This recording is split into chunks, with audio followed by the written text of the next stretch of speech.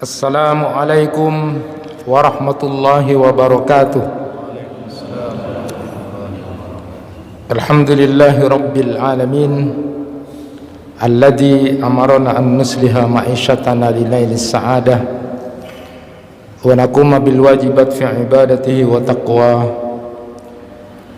Ashhadu an la ilaha illallah wahdahu la syarika lah wa ashhadu anna Muhammadan abduhu wa rasuluh. Allahumma salli wa sallim wa barik ala nabiyyina Muhammad wa ala alihi wa ashabihi ajma'in.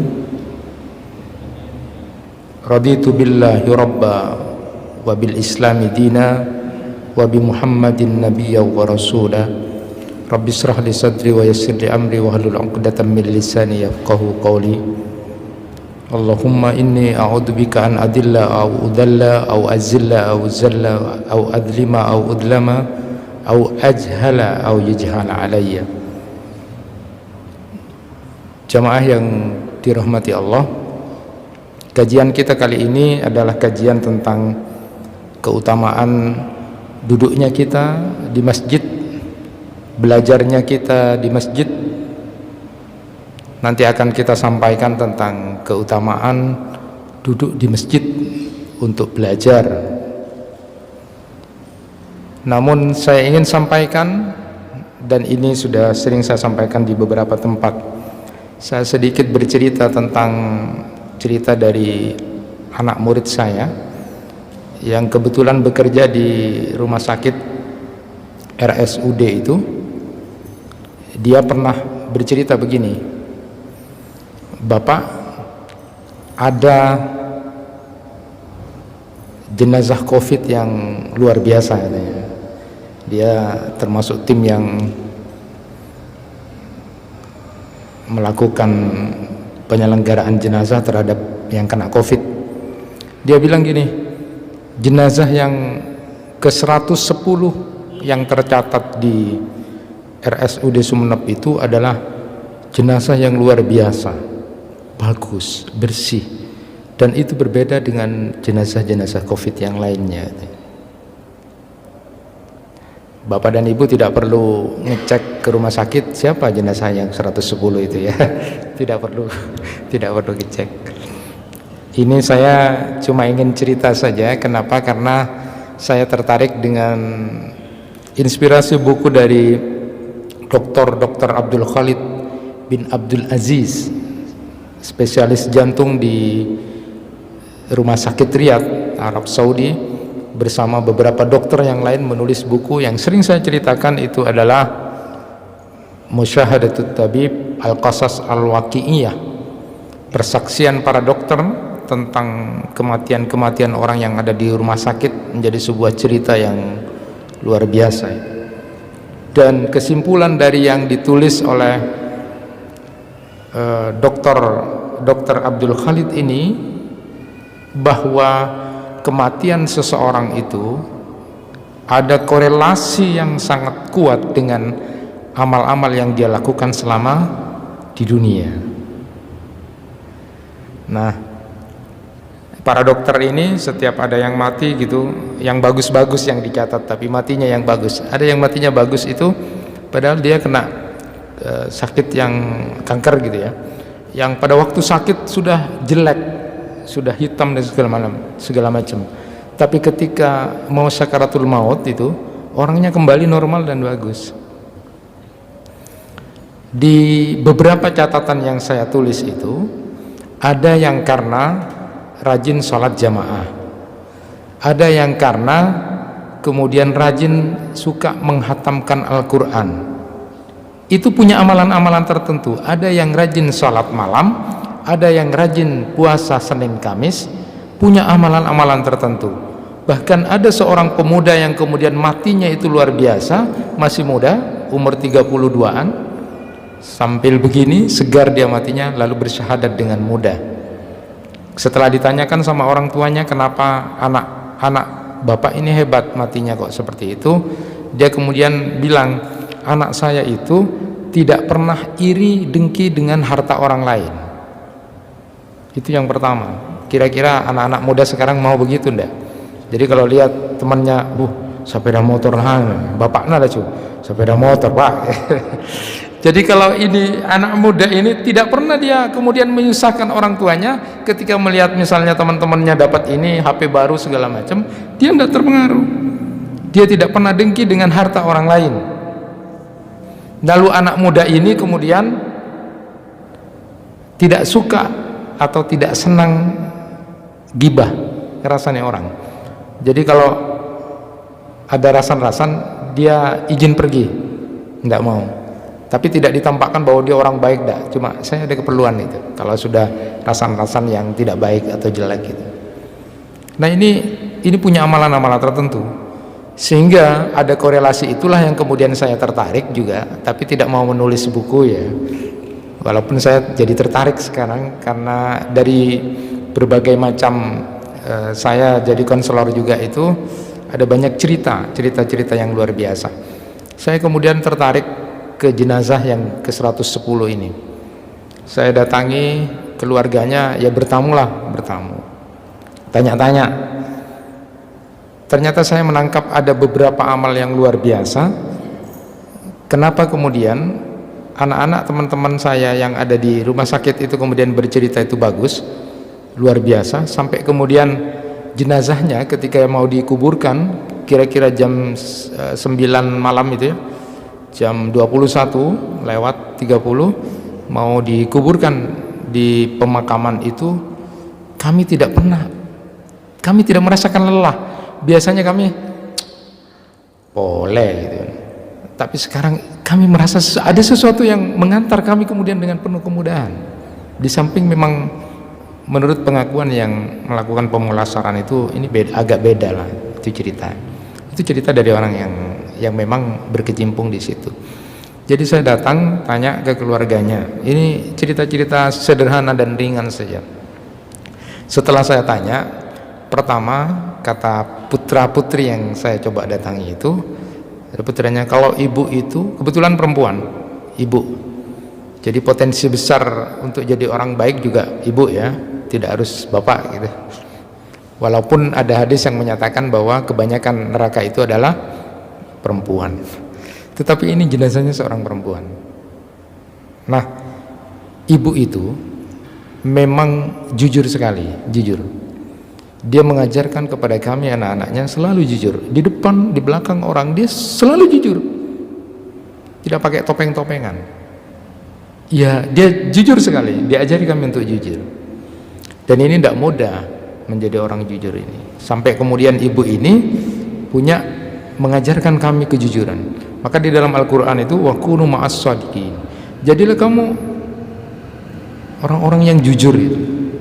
Sampai Abu Bakar sendiri, Abu Bakar yang kemudian masuk surga pertama kali dari umatnya Nabi Muhammad, diberi gelar As-Siddiq. Jadi ketika pernah di atas gunung itu, di atas gunung bergetar itu, bergerak, lalu kemudian Rasulullah memberikan julukan pada kenapa kamu nggak tahu ya siapa yang di atas kamu itu? Ini ada Siddiq kepada Abu Bakar. Lalu syahidain ya, ada 2 syahid, yaitu Umar bin Khattab dan Utsman. Pada waktu itu berempat Rasulullah di atas gunung itu. Sudah, jangan bergetar gitu kan, berhenti itu. Hebat. Kalau sekarang kalau kita kira-kira ada gempa, ada ndak yang bilang, ndak tahu ini, ada yang sholat jamaah rajin di sini. Jadi kita belum tahu juga ya diterima atau tidak. Nah, saya kembali kepada gitu, tidak mudah untuk menjadi orang jujur itu. Jadi kalau seorang ibu ini kemudian ada korelasi meninggalnya kemudian menjadi bagus, karena dia mengajarkan kami anak-anak itu menjadi jujur. Ini juga koreksi buat kita orang tua, ngajari anak-anak jujur apa tidak. Dulu waktu kita kira-kira mau menolak tamu teman kita yang kira-kira tidak bagus atau apa, waktu masih zamannya telepon biasa gitu kan, ada ibunya, kabulat ada, padahal ada itu. Jadi kita hampir banyak tidak mendidik kejujuran. Nah, ibu ini jujur. Yang kedua, ibu ini memang suka berkurban. Jadi dia punya catatan, apapun punya tidak punya, dia punya perencanaan untuk berkurban. Jadi punya tidak punya uang, dia rencanakan karena dia punya niat. Jadi sedekah terbesar itu berupa harta yang terbaik itu adalah berkurban. Mengeluarkan harta yang paling baik dan utama itu adalah berkurban. Sehingga dia, ini luar biasa, ibu ini tidak paham hadis itu, tapi dia punya perencanaan. Setiap tahun saya harus berkurban, entah dengan cara menabung dan sebagainya. Dan ini tidak mudah karena ini masalah kebahilan. Surga tidak akan pernah dimasuki orang yang bahil, tetapi neraka akan banyak oleh orang-orang yang bakhil. Nah, ciri seperti ini sudah mulai muncul dari ibu ini. Dia pokoknya berniat berkurban. Tetapi kita kan kadang-kadang tidak berniat berkurban. Kalau kita sudah mau Idul Adha malah menjadi penikmat kurban ya. Jadi penikmat kurban, daging dikumpulkan gitu kan. Nah, di mana nilainya itu? Nah, ibu ini selalu di pikiran dia itu adalah niatnya berkurban. Kira-kira kalau musim sekarang yang susah cari uang itu, tapi dia nabung karena perencanaannya besok. Tapi kalau orang bahil tidak akan pernah punya cita-cita seperti itu. Dia akan berpikir bagaimana saya akan berkurban. Ini urusan saja ini tidak bisa. Ini masalah niat tiap hari. Ini tidak mudah. Dan ibu ini punya kebiasaan selalu berniat berkurban, dan bahkan dia menjadi pengurus untuk mengukur tentang sepertujuhnya. Dia pasti tahu dan kemudian adil. Biasanya kan bertengkar itu masalah ini seperti segala macam. Ibu ini jujur dan tidak punya niat apapun. Dia yang dipercaya. Dan kemudian putrinya yang lain, ya memang ibu akhir-akhir ini memang suka berpuasa ya, beberapa tahun itu Senin Kamis, dan suka sholat duha walaupun tidak disebut sholat malam, tapi suka kemudian menyelesaikan sholat duhanya itu agak banyak gitu ya, sekitar jam 9. Saya ingat nenek saya itu dia tidak lepas dari ruku sampai dari sholat subuh itu, kadang sholat malam kadang tidak, tapi kemudian setiap selesai sholat subuh sampai kira-kira jam 9 baru lepas ruku dan buka tokonya. Dan ini tidak mudah. Lagi-lagi ini masalah ada korelasi bahwa kematian itu ada kaitannya dengan amal-amal yang kita lakukan selama di dunia. Dan kematian itu memang luar biasa, maka disebut ketika saat sakarat itu luar biasa. Rasulullah sendiri merasakan itu. Sampai kemudian bermohon, kalau sakitnya seperti ini umatnya itu, karena Rasulullah itu sayang sama umatnya, timpakan saja bagiku, kata Rasulullah. Memang sakit. Nah, kita memang tidak merasakan itu karena belum mati ya, tidak merasakan itu. Tapi kalau cerita-cerita orang-orang yang hampir mati gara-gara kena COVID atau sakit di musim pandemi ini, di mana ceritanya hampir separuh orang Indonesia itu sebenarnya sudah kena COVID, cuma imunnya berbeda-beda. Semuanya hampir banyak bercerita tentang hampir matinya karena sudah tidak makan minum selama 5-6 hari gitu kan. Lalu kemudian ada yang berwasiat, ada yang minta maaf. Kemudian kan ada kakak saya itu cerita, ada seorang ulama, tokoh besar, kiai besar di Jakarta itu, padahal dia ceramah kemana-mana, kena COVID. Saat kemudian sudah 5-6 hari tidak makan, dia juga merasakan getaran ketakutan yang luar biasa. Kalau mbak saya itu cerita, saya sudah kayaknya mati besok. Dia bilang sama anaknya, nak, aku punya tabungan, besok kamu ini untuk kuliah kamu, katanya, sambil nangis-nangis gitu. Ada yang ceritanya suaminya pernah bersalah sama istrinya, setiap dengar kematian minta maaf sama istrinya, maafkan aku banyak salah gitu kan. Sudah takut tentang kematian itu. Nah itu memang luar biasanya itu, sakit ya. Walaupun memang Rasulullah pernah sekali menyebutkan kematian itu sesuatu yang menenangkan. Ya, Rasulullah pernah menyebutkan kematian itu sesuatu yang menenangkan buat orang beriman. Kalau mati itu tenang sebenarnya, menenangkan buat orang beriman. Kenapa? Karena dia sudah terlepas dari lelahnya urusan dunia. Dan kalau dia orang jahat, maka akan banyak orang yang tenang. Kenapa? orang-orang di sekitarnya, bahkan makhluk binatang-binatang lain merasa tenang, alhamdulillah dia sudah mati gitu kan, kalau dia orang jahat atau orang jelek. Makanya salah satu hikmahnya kita berziarah kubur itu, di samping mendoakan yang meninggal dunia, juga bercermin buat kita nanti akan seperti itu, dimasukkan dalam lahat. Bagaimana ketika kemudian kita dimasukkan dalam lahat itu? Gus Dur pernah diceritakan oleh Kiai Mustafa Bisri itu dalam haulnya itu, pernah bercerita Gus Dur itu senang ke kuburan itu bukan untuk apa-apa. Dia hanya bercerita begini, kok senang sih ke kuburan itu? Katanya Gus Dur, aku senang ke kuburan ini sebenarnya karena aku punya teman-teman yang bagus, teman-teman yang baik katanya. Apa kalau di alam nyata itu saya rasan-rasan, saya merendahkan, mencari-cari kesalahan, tapi kalau aku ke kuburan teman-temanku ini bagus, semuanya diam katanya. Diam, tidak ada yang rasan-rasan itu. Itu sahabat ceritanya dengan seorang ulama yang kemudian dia berpikir, saya sudah jenuh hidup di dunia ini, kenapa selalu dirasani orang begini, ada masalah begini, capek. Bagaimana sih saya kalau punya teman, punya tetangga yang tidak seperti itu? Lalu kemudian sama temannya diajak ke kuburan gitu kan. Sampai di kuburan apa? Ya di sini. Kalau kamu kemudian mau jadi orang tenang, tidak dibicarakan orang, ya sudah di kuburan aja, tenang kamu. Jadi dia bilang selama kamu masih hidup, ya kamu tidak akan lepas dari yang begitu-begitu, tapi harus penuh kesabaran. Itu yang disebutkan oleh temannya itu. Bapak dan Ibu sekalian, saudara-saudara sekalian, saya ingin menyampaikan keutamaan itu. Hadisnya memang cukup luar biasa inspiratif ini ya. Pertama saya ambil di hadis Qudsi, tulisan dari seorang ulama hadis, Syekh Muhammad Awwamah, seorang ulama hadis Madinah itu, ketika mensarah hadis Qudsi. Dan ini sudah pernah juga saya sampaikan ceritanya. Riwayatnya dari Mu'adz bin Jabal. Mu'adz bin Jabal itu bercerita begini, Rasulullah SAW suatu saat subuh itu agak kesiangan, jadi agak kesiangan gitu ya. Tapi belum matahari belum terbit. Nah ketika sudah datang Rasulullah, lalu kemudian Rasulullah mengimami, lalu kemudian agak ringan, tidak seperti biasanya, agak ringan karena sudah agak siang.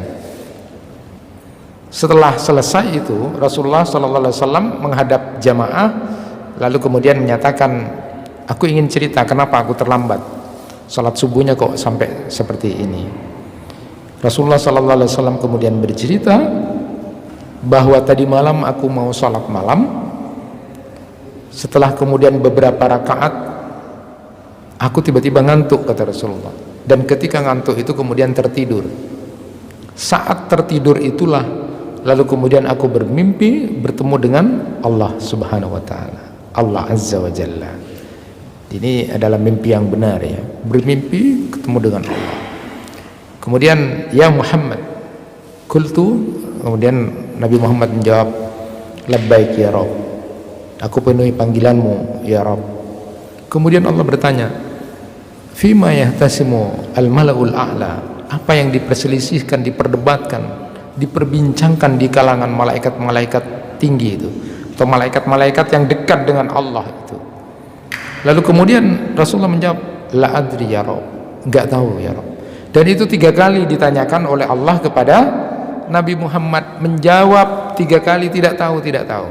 Lalu kemudian Nabi Muhammad bercerita, saat itu kemudian tangannya Allah memegang bahuku, lalu kemudian fatajalla, lalu kemudian tersingkap seluruh apa yang kemudian ditanyakan oleh Allah itu kepada Nabi Muhammad ceritanya.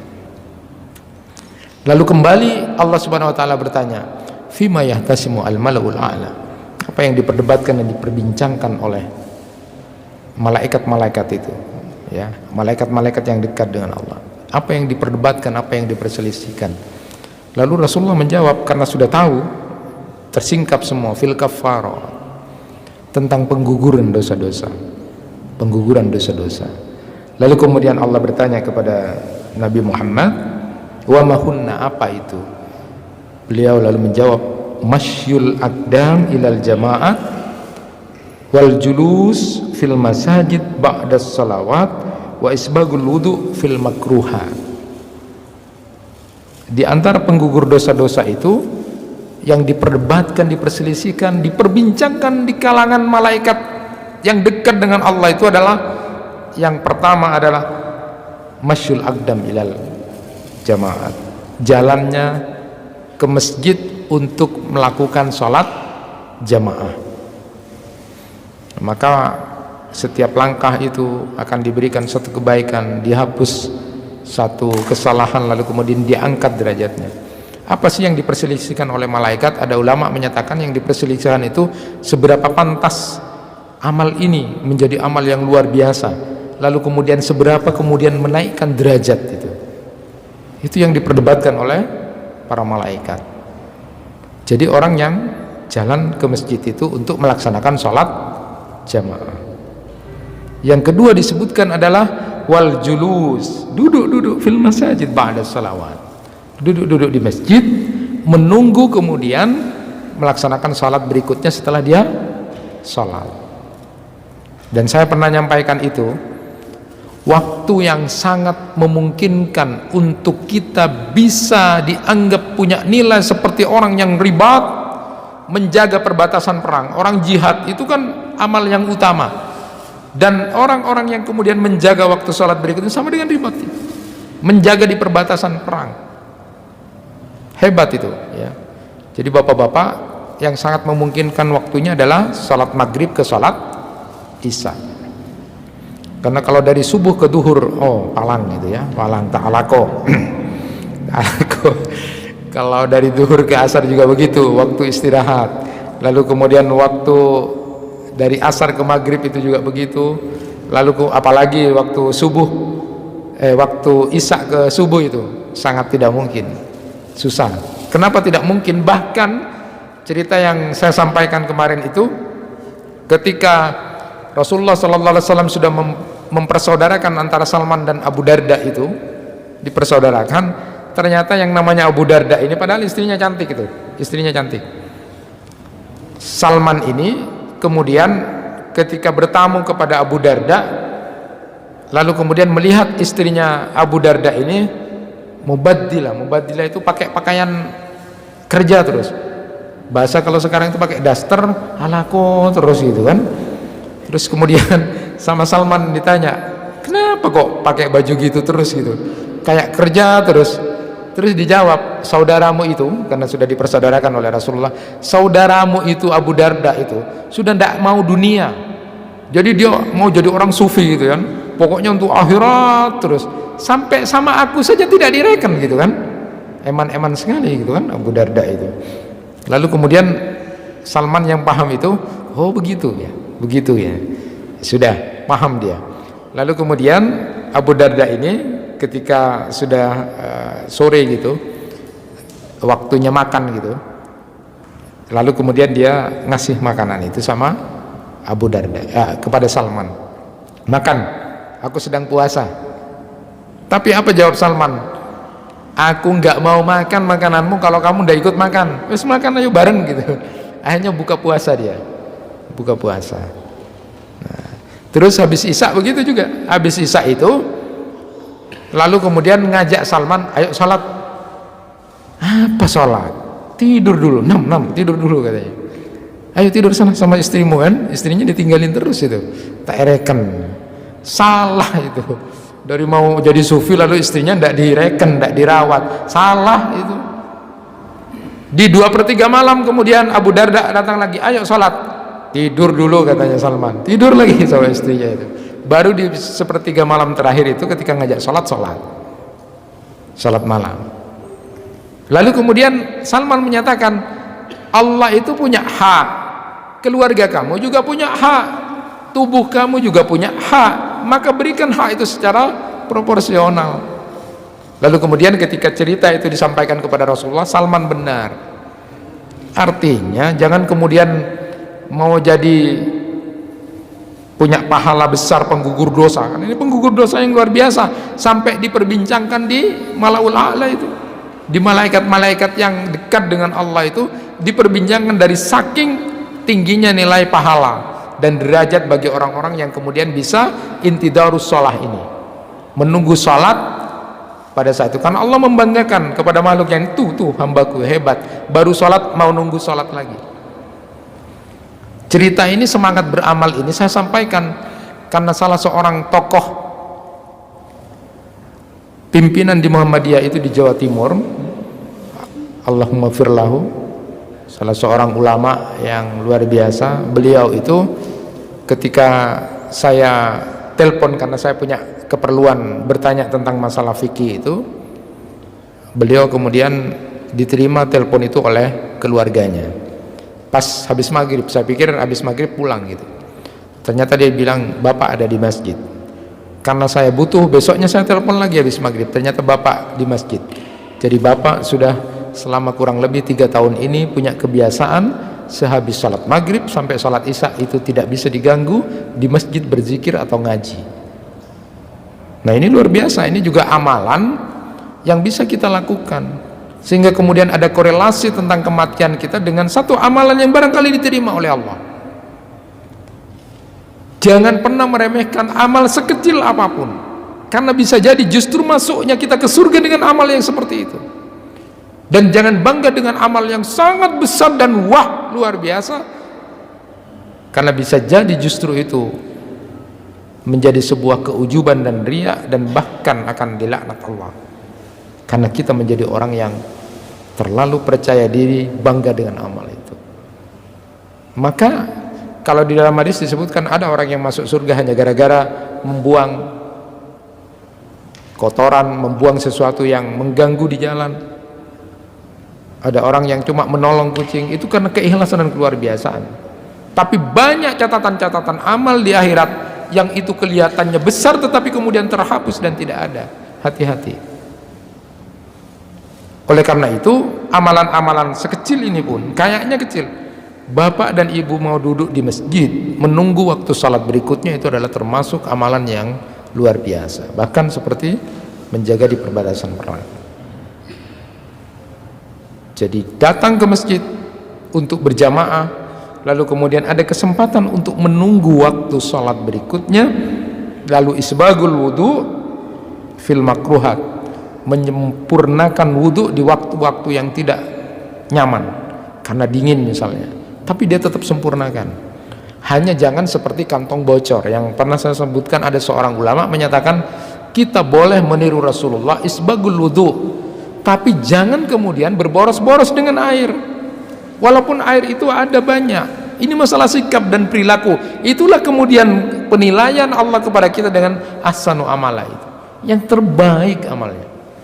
Kita disuruh untuk isbagul wudu, sempurna wudunya. Jadi ada 3 tadi yang disebutkan. Jadi amalan-amalan yang bisa penggugur dosa yang luar biasa itu adalah masyul aqdam ilal jamaat, datang ke masjid untuk melaksanakan sholat jamaah dengan berjalan kaki. Yang kedua itu adalah menunggu intidarus sholat, menunggu waktu sholat berikutnya setelah dia selesai sholat. Lalu kemudian adalah menyempurnakan wudhu di saat waktu-waktu yang tidak nyaman.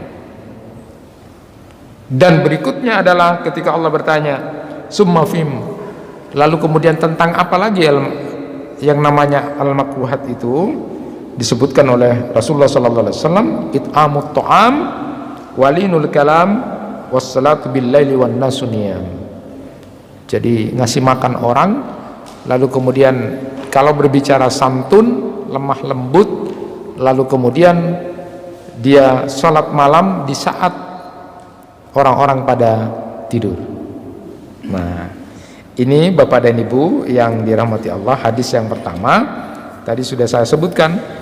Paling tidak hadis ke-10 itu salah satu diantaranya adalah keutamaan kita duduk di sini menunggu waktu sholat berikutnya, itu adalah termasuk penggugur dosa yang sangat luar biasa di hadapan Allah. Sederhana, tapi tidak semua orang bisa melakukan. Mau beramal apa lagi lah, itu saja bisa konsisten, istiqomah itu luar biasa. Cari waktu yang bisa. Nah, hadis kedua yang saya sampaikan ini di hadis ke-36 di Al-Arba'innya Imam An-Nawawi, berkaitan dengan kita. Ya, duduknya kita ini termasuk yang tadi disebutkan adalah waman salaka tariqan yaltamisu fihi ilman sahalallahu lahu bihi tariqan ilal jannah. Siapa yang kemudian menempuh jalan untuk mencari ilmu, ini termasuk yang mencari ilmu di sini, maka Allah akan mudahkan jalan ke surga. Apa enggak hebat itu? Tapi hadis ini harus dibaca semuanya karena ini adalah inspiratif betul. Saya tidak akan jelaskan panjang mungkin karena waktunya, tetapi yang jelas harus saya bacakan. Hadis lengkapnya begini. An Abi Hurairah radhiyallahu anin Nabi sallallahu alaihi wasallam qol man naffasa am mu'minin kurbatan min kurabid dunya naffasallahu anhu kurbatan min kurabi yaumil qiyamah. Siapa orang yang kemudian meringankan, melapangkan kesulitan saudaranya, maka nanti Allah akan ringankan dan lapangkan salah satu kesulitan, kecemasan dia nanti di hari kiamat. Disebut satu saja, disebut satu saja. Jadi hadis ini luar biasa, inspirasinya adalah semangat beramal justru kepada orang-orang di sekitar kita. Kalau Ibnu Rajab Al-Hambali itu di kitab Jami'ul Ulum wal Hikam itu menyebutkan bahwa al-kurbah itu adalah kesulitan yang berat sampai orang itu bersedih banget, berduka banget. Lalu kemudian nafasa itu adalah meringankan, dari kata ungkapan tanfisul khanaq, melonggarkan cekikan. Jadi kalau mencekik orang, dicekik orangnya lalu kemudian kita longgarkan sedikit, itu namanya nafasa. Jadi kalau ada orang punya kesulitan lalu kita bantu semampu kita menurut kemampuan kita, sehingga orang ini memang tidak tuntas keluar dari kesulitannya, tapi abek apa namanya, longgar, lega, itu namanya nafasan. Nanti dibalas oleh Allah, orang ini nanti akan diberikan kelapangan, keringanan juga dengan kesulitan-kesulitan di hari kiamat. Hari kiamat itu susah, sulit, luar biasa ketakutan dan kecemasannya itu. Di dalam Al-Quran saja disebutkan, misalnya ini baru saja terjadi kiamat itu. Ya ayyuhan nasu taqu rabbakum inna zalzalatas sa'ati syai'un adim. Itu dalam Quran surat Al-Hajj ayat 1.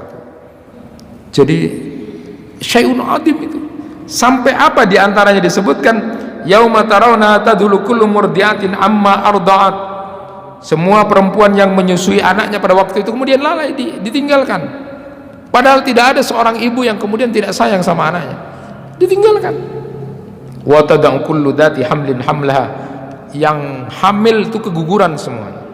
Wa taran nasa sukara wa ma hum bisukara, dan kamu lihat orang-orang saat itu seperti orang mabuk semua, takut dan cemas luar biasa. Jadi kalau pada waktu dulu itu tidak ada dikenal penyakit psikosomatik itu, tapi sekarang kita sudah tahu semua bahwa ada yang namanya penyakit psikosomatik.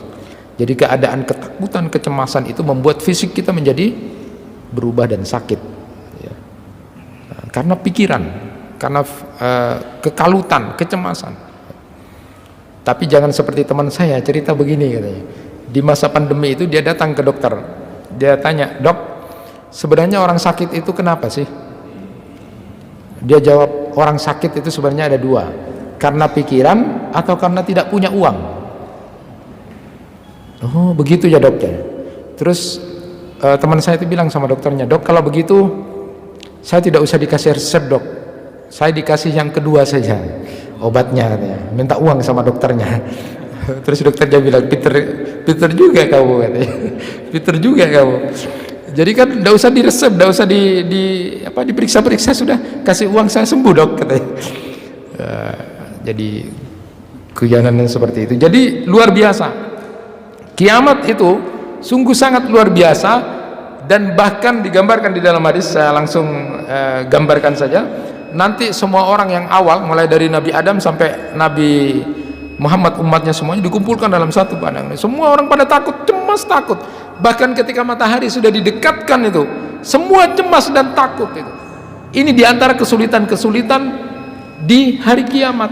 Jadi kalau kita ingin dilepaskan dari banyaknya ketakutan, kecemasan nanti di akhirat, pada saat terjadi hari kiamat adalah sukalah meringankan dan melapangkan orang-orang yang sedang dalam kesulitan, nanti akan dibalas di akhirat. Itu satu ya. Lalu kemudian yang kedua apalagi untuk orang-orang kafir. Orang-orang kafir itu ketika itu tidak terjadi, yaqulul kafiruna hadza yaumun asir. Wah, ini sesuatu yang menyulitkan. Yang kedua, wa may yassara ala mu'sirin yassarallahu alaihi fid dunya wal akhirah. Kalau yang kedua ini disebutkan pahalanya itu, barang siapa yang memudahkan urusan saudaranya, maka Allah akan mudahkan urusannya di dunia dan akhirat. Kalau tadi cuma di akhirat, karena tadi itu sama seperti itu, cuma mencekik saja, cuma malek kesakone.